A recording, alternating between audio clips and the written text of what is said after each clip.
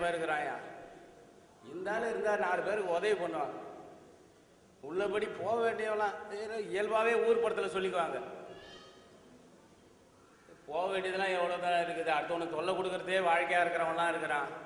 நல்லவன்லாம் சீக்கிரம் போயிடறாயா அப்படின்னு சாதாரணமாக பேசுவாங்க.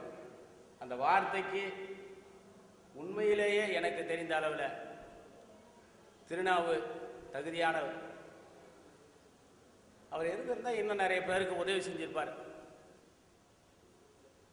அந்த வேதனை எல்லாருக்குமே தெரியும். அந்த அடிப்படையில் ஏற்றுக்கொள்ள முடியாத இந்த மரணத்தை, அவருடைய பிரிவை நாம் ஏற்றுக்கொண்டுதான் ஆக வேண்டும். அவருடைய அந்த பிரிவால் பாடிக்கொண்டிருக்கின்ற அவருடைய குடும்பத்தாருக்கும்